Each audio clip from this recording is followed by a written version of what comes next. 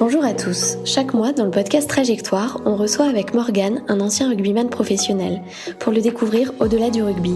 Dans le 4e épisode, on a interrogé Imanol Arinordoki.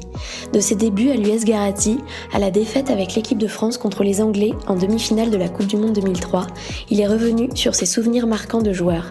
Il nous a aussi confié à quel point on ne se prépare jamais vraiment à l'après-carrière. Au début, il a essayé de compenser ce manque d'adrénaline par beaucoup de travail et des sports de combat. Il a toujours travaillé en parallèle du rugby, ce qui lui a permis de garder un meilleur équilibre. On vous laisse le découvrir. Bonne écoute à tous. Bonjour Imanol.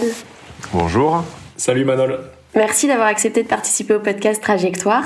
Avec plaisir. Alors tu m'avais donné rendez-vous au Contrebandier pour enregistrer ce podcast et pour des raisons techniques on a décidé de l'enregistrer à distance. Est-ce que tu peux nous expliquer ce que ce bar représente pour toi ?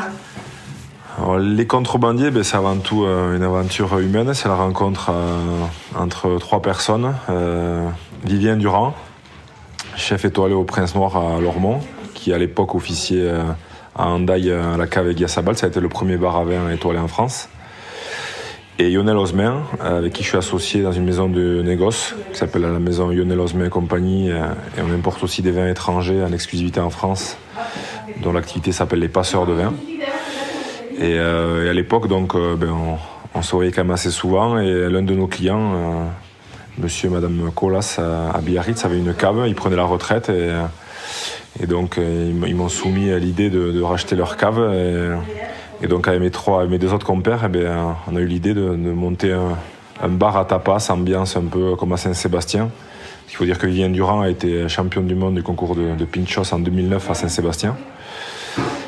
Et donc on a lancé un peu cette idée de garder déjà d'une part la cave à vin et puis d'y annexer un concept où on pouvait se retrouver pour faire un bon apéritif avec quelques belles bouteilles et surtout profiter de la magie et de la cuisine de Vivien Durand pour profiter de petits plats à partager comme ça se fait à Saint-Sébastien. Donc du coup on en a ouvert un à Biarritz, on en a ouvert un autre à Pau et on a franchisé aussi le concept. Donc on va développer le concept dans les mois à venir. Moi, j'ai l'impression qu'il n'y a que des champions du monde autour de toi, finalement. C'est surtout qu'on a... T'es le seul, finalement, malheureusement, à pas être champion du monde. Ouais, malheureusement, ouais. J'aurais bien aimé, mais... Je veux pas réveiller une vieille... mais je pourrais plus maintenant, Ouais. Donc voilà, donc les contrebandiers aussi, parce que dans ma famille, voilà, il y a aussi une famille de négociants en bestiaux. Donc on vend des bêtes en Espagne. On fait de l'import-export de bétail depuis plusieurs générations et du fait de par la frontière, il y a eu quelques histoires de contrebande où les bêtes passaient par la montagne avec des passeurs. Mais bon, ce ne sont que des légendes, on n'a pas de preuves. Et donc du coup, nous, comme on travaille les produits entre la France et l'Espagne, ça a été tout naturellement que j'ai voulu appeler ce concept les contrebandiers. Ok. D'accord. Pour la petite histoire, voilà.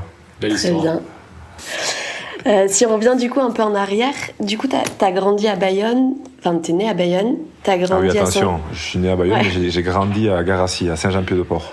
Ok. Il faut faire attention avec les noms de villes ici, je crois, dans ces régions-là. Je suis pas encore... Et finalement, avant de jouer au rugby, tu t'es essayé à d'autres sports, le judo, la natation, le football. Est-ce que tu peux nous dire comment le rugby est arrivé dans ta vie ? Voilà, moi quand j'étais jeune, c'est vrai que j'ai fait beaucoup de sports, en fait tous les sports qui étaient un peu proposés à Saint-Jean-Pied-de-Port. Donc j'ai fait du judo, j'ai fait de la pelote, j'ai fait de la natation, j'ai même joué au foot. Et puis un jour, pour suivre les copains, assez tardivement, mais je suis arrivé sur un terrain de rugby avec un ballon ovale. Honnêtement, même si c'est le sport numéro 1 à Saint-Jean-Pied-de-Port, jusqu'à l'âge de 13-14 ans, je m'y intéressais pas vraiment. Et j'ai eu des problèmes de croissance à l'âge de 13 ans qui m'ont écarté un peu du sport pendant pratiquement 1 an. J'ai grandi trop vite, j'ai poussé d'un coup. Donc il a fallu que je reste un peu au repos. Et quand je suis revenu au sport, pas mal de mes copains avaient rejoint le club de l'US Garacy du rugby. Et donc pour les suivre, pour suivre les copains, j'ai fait comme eux et j'ai commencé à jouer au rugby. Même si je connaissais vraiment pas les règles ou quoi que ce soit. J'ai de suite aimé l'ambiance qu'il pouvait y avoir, le fait d'avoir un peu comme une seconde famille, de se retrouver après les entraînements, après les matchs, la célèbre collation avec le sandwich au pâté. C'est les souvenirs qu'on a quand on a joué un peu au rugby. Et voilà, j'ai vraiment aimé ce sport parce que c'était pour moi une façon aussi c'était un défouloir. Voilà, j'avais beaucoup d'énergie et c'est un sport qui m'a canalisé. Voilà, où je pouvais un peu m'exprimer, même si les choses ont changé par la suite. Au début, j'aimais surtout beaucoup défendre et plaquer. Le ballon m'intéressait pas trop. Bon, ça a un peu changé après avec les années. On dira rien. Et du coup, j'ai l'impression quand même que tous tes choix, ils ont été quand même orientés par les relations, parce que tu dis que t'es parti dans le business grâce aux relations que t'as créées. Et là, le rugby, c'est pareil, c'est tes amis qui t'y ont amené. C'est vraiment ça, en fait, qui te nourrit, on dirait. Ouais, mais je suis quelqu'un qui fonctionne pas mal à l'affect, notamment dans le sport. Hein. J'ai toujours eu besoin de bien me sentir avec les personnes qui étaient autour de moi pour donner le meilleur de moi-même. Je sais pas si ça marcherait aujourd'hui vu le contexte du sport, mais moi ça a marché pour moi. Un club comme Biarritz m'a permis de jouer pendant 10 ans avec mes copains, donc c'est quand même assez incroyable. Et dans mes relations, je travaille moins à l'affect professionnellement, mais beaucoup quand même au feeling. Et donc j'ai vraiment besoin de sentir et de comprendre les gens pour pouvoir travailler avec eux. Ouais. Et tu trouves que ça t'a aidé justement d'avoir vécu justement en vase clos avec les relations humaines que tu as développées dans le rugby, ça t'aide aujourd'hui dans ta vie professionnelle? Je pense que c'est plus par ma nature, parce que j'étais quelqu'un quand même de très très fermé, très renfermé sur moi-même. Voilà, j'ai grandi à Saint-Jean-Pied-de-Port où je vais pas dire qu'on est sauvage, mais on se méfie quand même beaucoup de l'étranger. Et donc j'avais une grosse carapace comme ça qui m'a aussi donné peut-être une mauvaise image quand j'ai commencé à avoir une petite notoriété à jouer en équipe de France, parce que j'étais quand même assez fermé et je m'ouvrais pas trop aux autres et j'aimais pas trop en tout cas parler de moi. Donc on a pris ça un peu pour de la fierté un peu mal placée ou je ne sais quoi, mais bon, c'était plus une protection et surtout pour moi d'observer beaucoup les autres. Et c'est vrai que je pense que j'ai développé un sens de l'observation pour l'instant qui m'a pas trop trahi et j'arrive à sentir les gens assez rapidement. Ouais. Ah, donc ça m'aide dans mes relations et au niveau professionnel ça m'aide aussi. Ouais. Tu parlais de Biarritz tout à l'heure, est-ce que tu peux nous rappeler rapidement les clubs dans lesquels tu as joué ? Mais bien sûr, l'US Garassi, donc le club de Saint-Jean-Pied-de-Port, pendant 4 ans, donc jusqu'en 98. Et ensuite, j'ai rejoint la section paloise de 99 à 2004. Donc j'ai joué 1 an à Réchelle, à Pau, et après 4 ans en équipe première. De 2004 à 2014, j'ai joué donc au Biarritz Olympique pendant 10 ans. Voilà, on a vécu de très très belles années. Et j'ai fini ma carrière au Stade Toulousain pendant 2 ans, donc j'ai fini en 2016. C'est assez marrant d'ailleurs parce que souvent on a opposé un peu ces deux clubs, Biarritz et Stade Toulousain. Comme quoi justement il n'y avait pas forcément de super relation entre les deux. Alors je sais pas, peut-être que je me trompe, mais du coup qu'est-ce qui a fait que t'as basculé de ce club à... Enfin, c'est des échanges qu'on voit pas beaucoup réellement. Non, mais c'est vrai que des Biarros qui ont joué à Toulouse, il y en a pas beaucoup. Moi, pour la petite histoire, j'ai été approché quand même par le Stade Toulousain à 2 ou 3 reprises. J'ai même rencontré 2 fois le président René Bouscatel.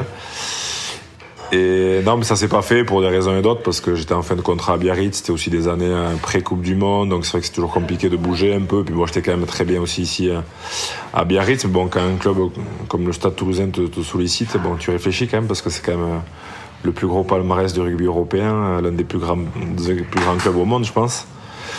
Et paradoxalement, je crois que c'est le moment où il voulait le moins me faire signer que Guy Noves est venu me chercher et m'a dit qu'il avait besoin de moi. Et moi, j'étais quand même en fin de cycle un peu à Biarritz, avec un genou assez douloureux depuis 2 saisons, où je traînais quand même la patte et ça devenait très compliqué. Je comptais même arrêter ma carrière, clairement. Et voilà, le sportif qui était en moi, la petite flamme, s'est rallumée. Je me suis dit, vas-y, essaye, lance-toi un dernier challenge. T'avais quel âge à ce moment-là ? 34 ans. D'accord. Voilà, je me suis dit, écoute, essaye. Hein. Mais honnêtement, quand je suis parti, je savais même pas si j'allais jouer un seul match. Et ça a été vraiment un gros défi, un gros challenge que m'a offert Guy Noves. Et je l'en remercie d'ailleurs. Et voilà, ça a été vraiment pour moi, je pensais plus pouvoir refouler une pelouse, rejouer un match et de rejouer en plus à Ernest Vallon, bon, ça fait quand même quelque chose. Ouais. Donc je me souviendrai toujours de ces années aussi à Toulouse où voilà, c'est un peu comme le Phoenix, ça a été une renaissance. C'était presque, déjà, je me crois pas quand je dis que c'était un miracle que je puisse rejouer, mais c'était vraiment un miracle. Ouais. Ah ouais, tant que ça. Tu sentais vraiment. Si t'étais resté à Biarritz, tu penses que tu t'aurais arrêté ou Non, mais c'était ça où j'arrêtais en fait, parce que ça c'était devenu trop compliqué, je trouvais pas de solution pour me requinquer, pour pouvoir m'entraîner convenablement. Et en fait, Guy m'a dit, écoute, tu vas venir au Stade Toulousain, tu vas t'occuper que de toi.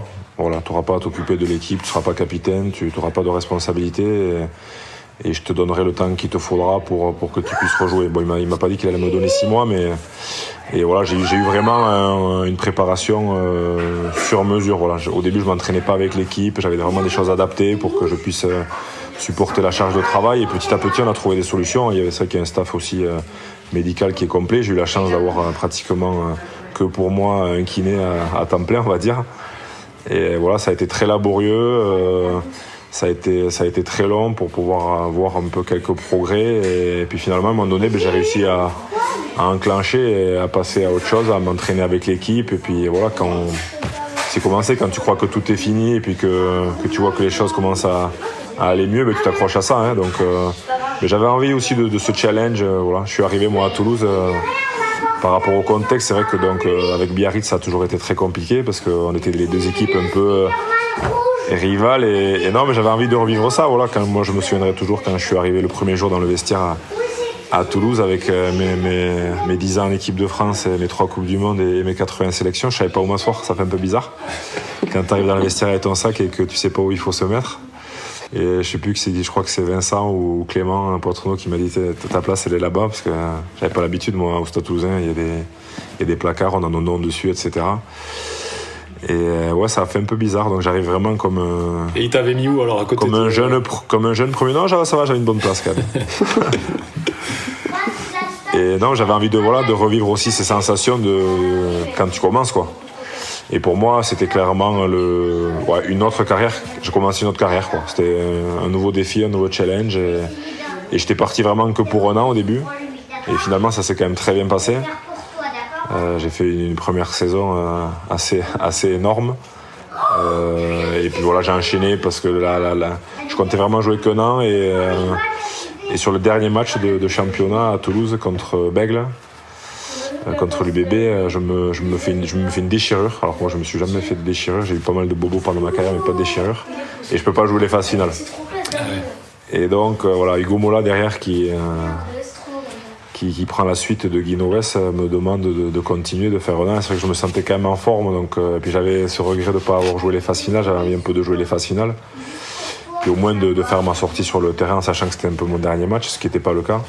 Donc j'ai ranquillé pour une saison et voilà, ça a été génial. Ouais. J'ai fait 2 saisons à Toulouse où je me suis vraiment régalé. Ouais. Mais du coup, j'ai lu ton interview dans le Midi Olympique où tu dis que le management des 2 hommes était un peu différent. Est-ce que tu penses que si tu avais eu Guy Noves un an de plus, je parle plus par rapport à la gestion de ton corps, hein, tu aurais pu rejouer encore, tu penses ou Ouais, je pense que j'aurais pu continuer, mais bon, je crois qu'à un moment donné aussi, il faut savoir laisser la place aux autres. Mais la deuxième saison, alors je sais pas si c'est la charge d'entraînement ou le fait d'avoir aussi beaucoup joué la première saison. Je mettais du temps à récupérer, donc voilà. Puis je suis parti, j'ai déménagé quand même toute la famille, etc. On était parti que pour un an au début, et il fallait aussi qu'à un moment donné qu'on rentre au pays.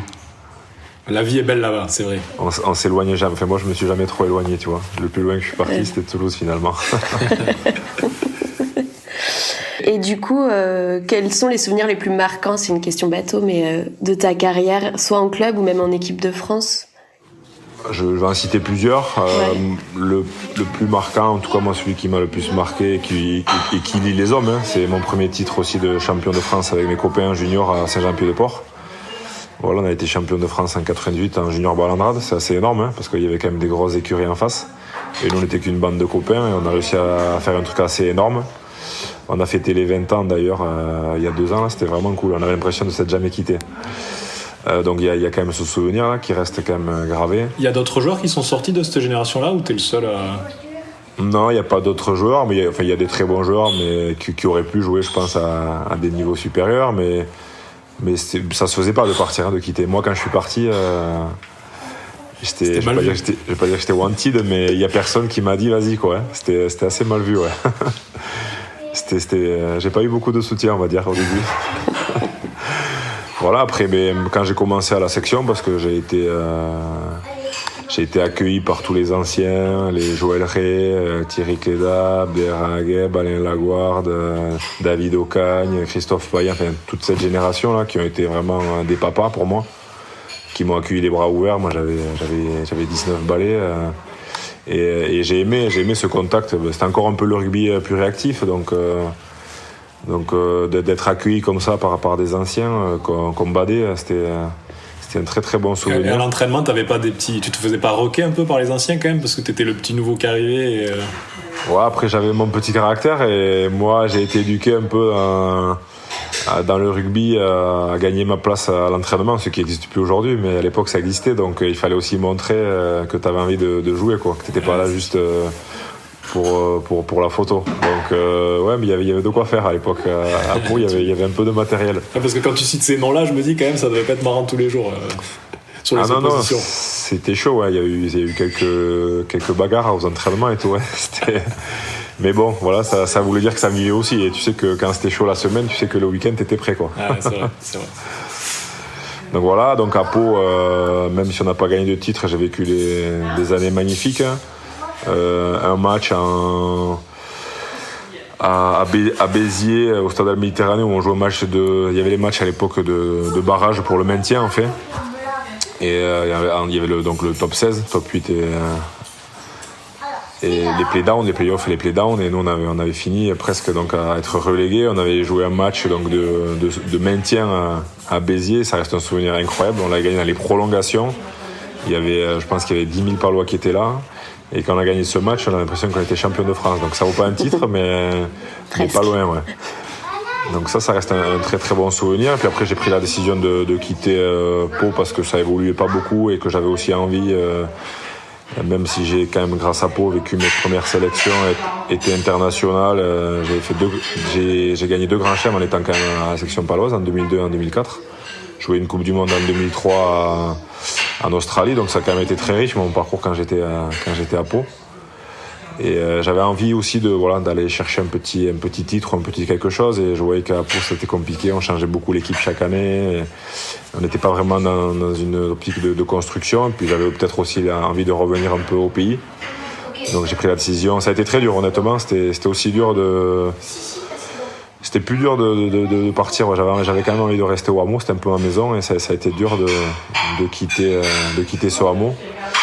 Mais je me suis dit, voilà, Biarritz, pourquoi pas tenter l'aventure. Il y a pas mal de joueurs avec qui je jouais en équipe de France, Serge Betsen, Nicolas Brusque. J'ai quitté aussi Pau avec Damien Traille, avec qui j'ai fait un bon bout de ma carrière. Donc on a rejoint le Biarritz Olympique. Mais clairement, pour essayer, moi j'avais envie aussi de jouer la Coupe d'Europe. J'avais envie aussi de jouer les premières places. Biarritz avait été champion de France en 2002. Et bon, là, ça a été plutôt un pari gagnant parce qu'on a été champion de France en 2005 et en 2006. Et voilà, ça reste des années formidables. Donc les titres avec Biarritz. Des finales aussi perdues de Coupe d'Europe, malheureusement, en 2006 et en 2010. Mais voilà, la chance de pouvoir jouer avec mes amis pendant près de 10 ans. Ouais. Et le dernier souvenir, voilà, ça a été marquant, ça a été de quitter aussi Biarritz. Ça n'a pas été facile, ça a été même très très dur. Et du coup, c'est quoi qui a été plus dur, quitter Pau ou quitter Biarritz? Parce que quand on t'écoute, Archel, à chaque fois que tu quittes un club, on a l'impression que c'est quand même un déchirement. Non, ça a été de partir de Biarritz, ouais.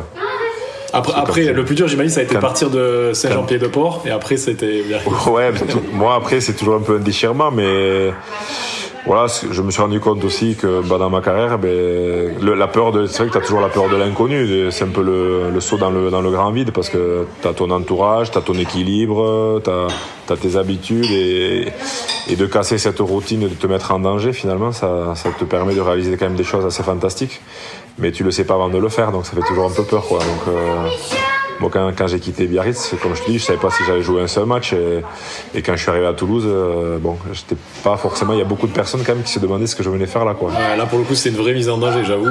Moi, le premier, quand j'avais vu ce changement-là, je m'étais dit quand même, qu'est-ce que ça va donner, c'est compréhensible, hein, c'est compréhensible. Et puis voilà, finalement, quand tu y arrives et que tu montres que t'es pas venu en vacances, t'as le retour aussi. Moi, j'ai eu un retour du public. Ouais, c'est vrai.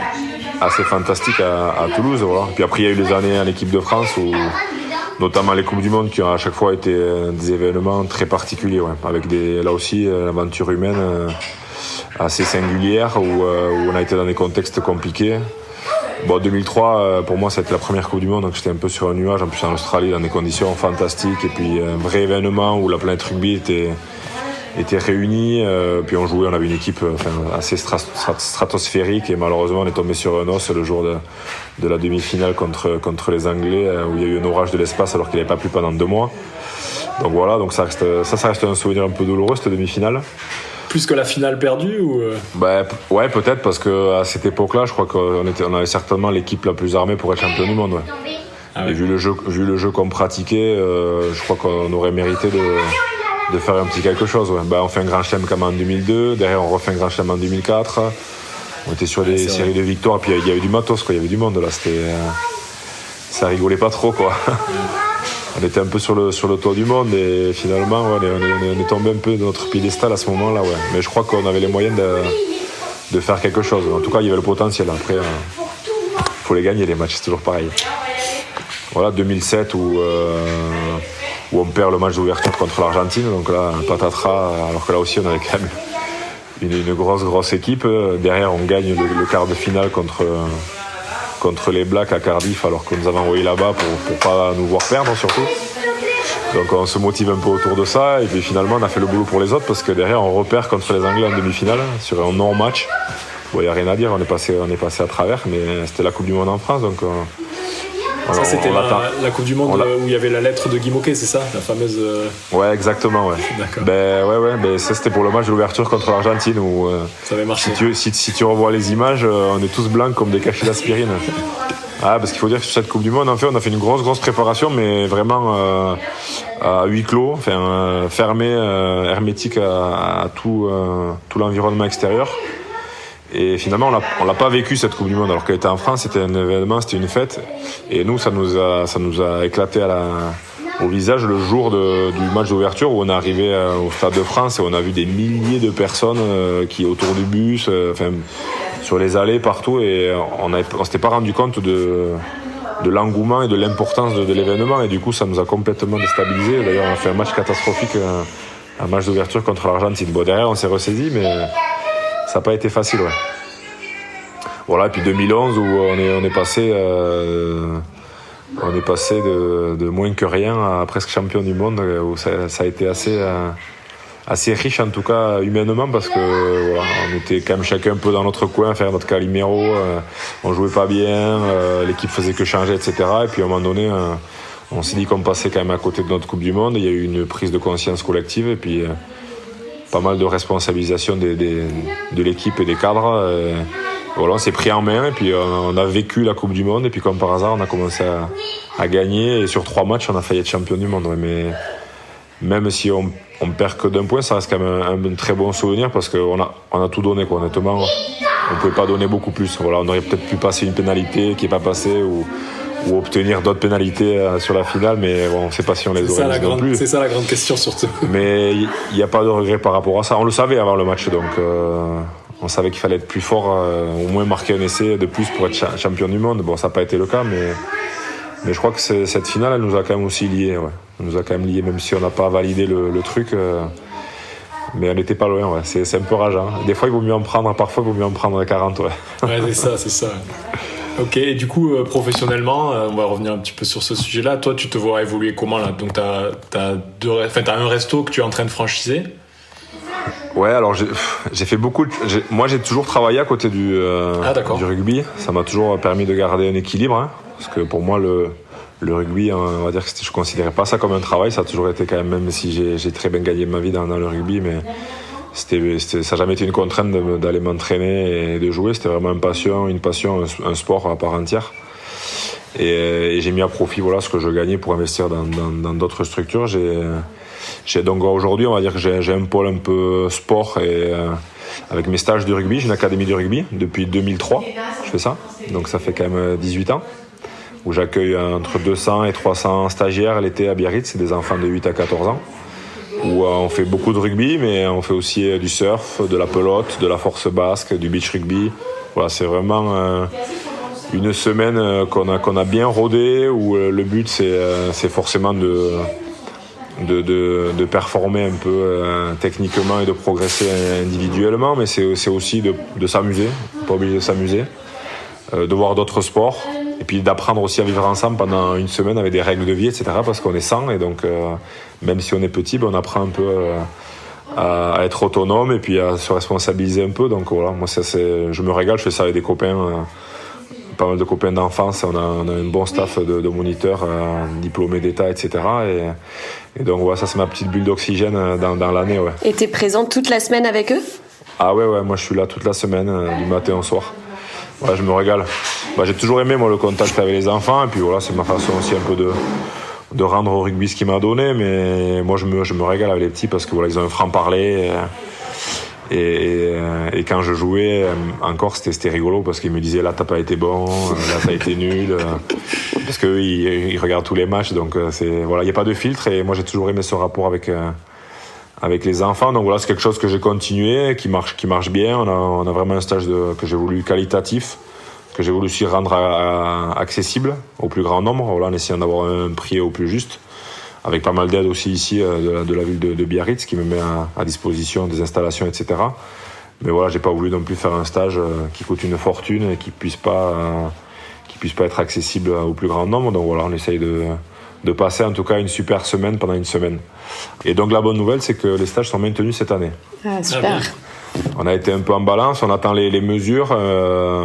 Voilà, il y a des voyants qui sont ouverts, donc je pense qu'à partir du 22 juin, on aura des bonnes nouvelles pour pouvoir vivre quelques bons moments. Donc voilà, j'ai ce pôle-là un peu académie rugby, et toujours autour du rugby. Après, je fais des prestations, etc. pour les matchs de l'équipe de France, où je travaille pour différents prestataires pour garder un peu un pied dans le sport.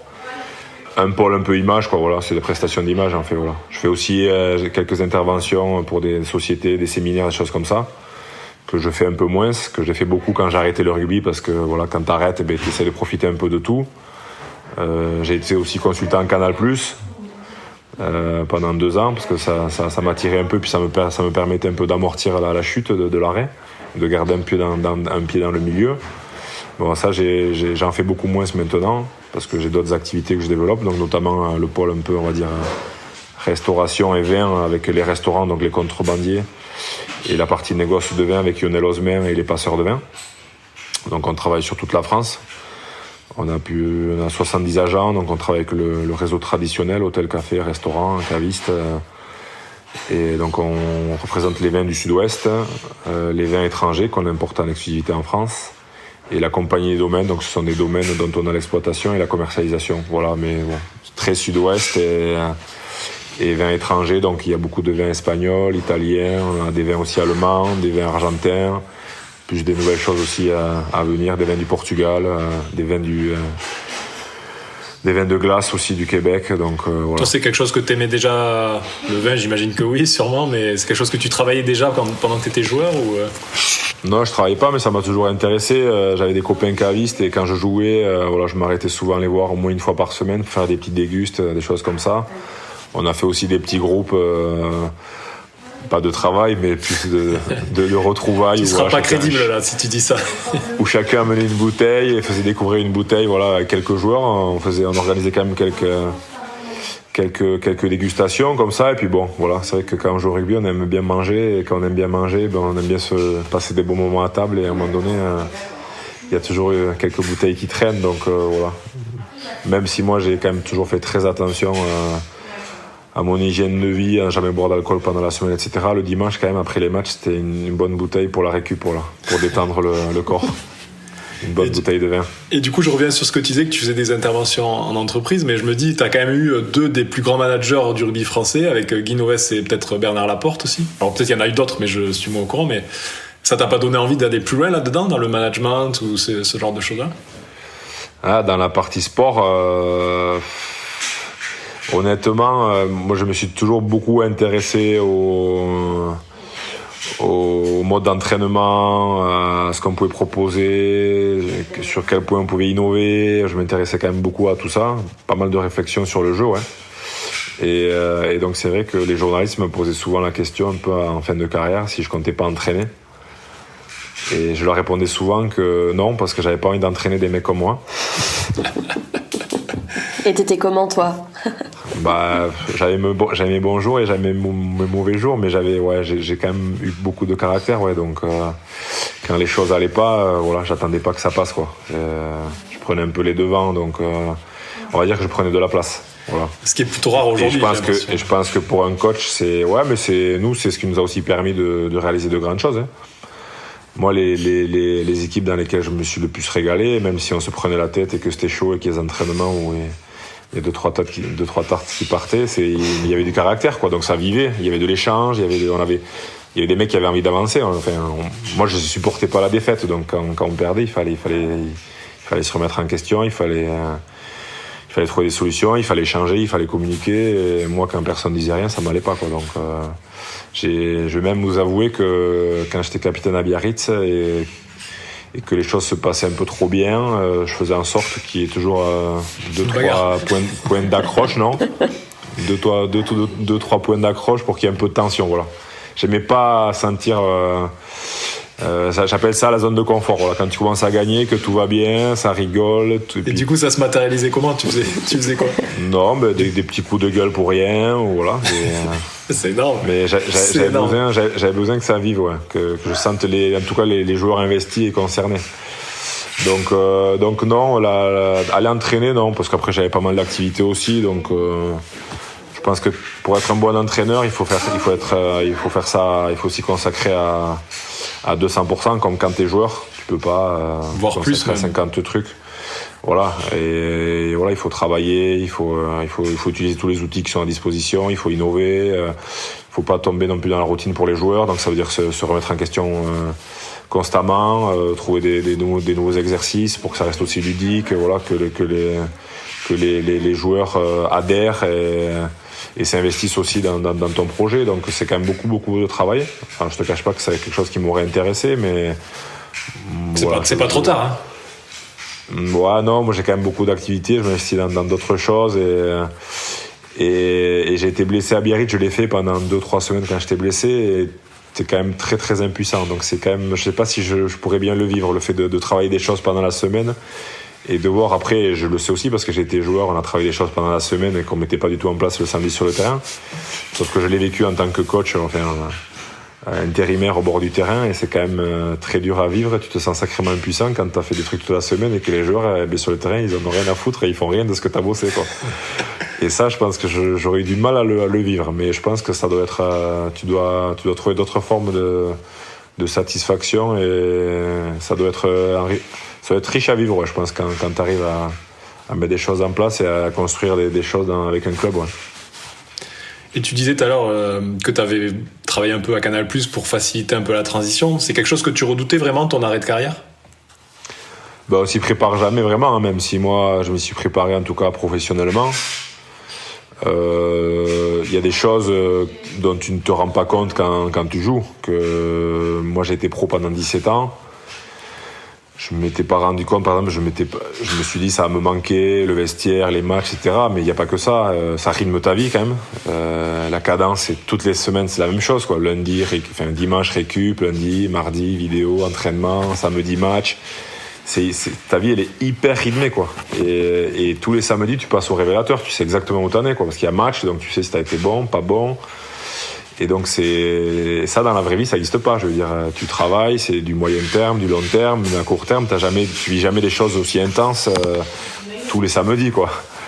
Il faudrait même faire un saut élastique tous les samedis pour vivre ça, parce que c'est un shoot d'adrénaline monstrueux. Et puis donc ça, le rythme, quelque chose qui rythme ta vie. Finalement, après il faut s'organiser. Quand tu tombes dans la vraie vie, t'as plus ton planning hyper rigoureux, régulier, qui tombe chaque semaine. Donc il faut apprendre à vivre avec ça. apprendre à gérer son planning. Moi, ça a été compliqué pendant 2 ans au début parce que je faisais beaucoup de choses. Je travaillais énormément, mais j'avais du mal un peu à organiser mes temps de travail. Ouais, donc ça a été quand même très chronophage. Au moins, t'étais occupé quand même, c'est déjà ça, parce qu'il y en a qui se retrouvent. Ouais, mais même en étant occupé, ça n'a pas été facile. Ouais. Ça n'a pas été facile, donc je me dis que si t'es pas occupé, tu commences à gamberger, c'est encore plus dur. Donc il y a ça, il y a ce rythme. Il y a le fait aussi finalement de vivre quand même ça, même si tu le sais quand tu joues, mais ça c'est quelque chose qui te manque, c'est de vivre dans une basse-cour tous les jours. Hein. Tu vis avec 40 mecs et voilà, c'est 40 coqs, donc tu as une basse-cour et c'est toujours la compétition, quoi. Et ça c'est quelque chose que tu n'as plus après au quotidien, donc c'est des choses qui manquent. Après c'est sûr que voilà, les choses dont on parle plus souvent, hein, ces moments avant les matchs, de rentrer sur un terrain, de vivre les victoires, les défaites, le vestiaire. Enfin voilà, c'est quand tu vis ça pendant tellement d'années, c'est un gros manque, ouais, c'est un gros manque. Puis de prendre des coups aussi. Enfin, moi le dimanche après les matchs, je sais que j'étais zen, quoi. Qu'on ait gagné ou perdu, bon, plus qu'on a gagné quand même, ça passait mieux, mais voilà, ton corps il avait pris sa dose, quoi. De shoot, t'étais relâché, t'étais bien. Donc ça, tu l'as plus après. Donc finalement, c'est aussi le sport de haut niveau, c'est une drogue. Hein. On n'en parle pas trop, mais tu prends des sacrés shoots d'adrénaline et quand tu les as plus, il faut savoir tu peux pas le remplacer. Donc c'est compliqué pour ton organisme, pour ton corps, c'est compliqué à assimiler. Moi, j'ai voulu compenser un peu ce manque par beaucoup de travail, toujours plus. Mais finalement, ça me manquait toujours. Donc, et ton corps, il comprend pas ce qui se passe, quoi. Donc, il y a des choses comme ça qui sont difficiles à assimiler. Et finalement, c'est dur de digérer l'arrêt. Ouais. Donc, on s'y prépare. Jamais assez. Non, tu peux pas t'y préparer, en fait. Et tu fais toujours beaucoup de sport, du coup ? Ouais, là aussi, quand j'ai arrêté, j'ai fait des sports un peu pas violents, mais donc je me suis mis un peu à la boxe, etc. Donc des trucs un peu en mode warrior où tu te défoules, mais finalement c'est pas ce qu'il me fallait. Donc je suis revenu à des choses plus calmes. Je fais plus de cardio, des choses un peu plus cool. Justement, voilà. Bon, j'ai beaucoup soigné mon corps quand j'ai arrêté. D'abord, pendant 6 mois, j'ai plus fait de sport. J'ai soigné tous mes petits bobos parce que forcément quand t'arrêtes, il y a plein de choses qui reviennent. Alors que t'avais pas mal à l'épaule, t'as mal à la cheville, parce qu'il y a plein de vieilles blessures qui se réveillent. Et que quand tu es dans le quotidien du sport, tu es comme un caillou, donc ton corps il est musclé, il est dur, il est jamais relâché finalement, donc tu sens pratiquement plus la douleur, hein. Enfin, il y a des choses que tu sens plus, et quand tu arrêtes, ton corps il se relâche et tu commences à avoir mal partout, donc je me suis soigné, puis je me suis remis au sport parce que je commençais à avoir mal partout, pour rester un peu tonique, et maintenant je fais des choses un peu plus cool, ouais. Du coup, toi, je reviens sur ce que tu disais. Tu penses que c'est toujours été, moi, ça a été aussi ma question quand j'ai arrêté. Est-ce que c'est impossible de retrouver un petit peu cette adrénaline dans ton métier d'après, ou de retrouver ce stress que tu peux avoir avant les matchs? Toi, t'es d'avis que c'est quelque chose que tu retrouveras pas?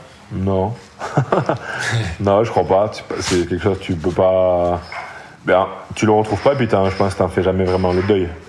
T'essayes un peu de l'oublier, mais c'est toujours au fond de toi, hein. Je crois que ça sera au fond de moi, en tout cas tous les rugbymen, hein, quel qu'il soit, hein, d'ailleurs, hein.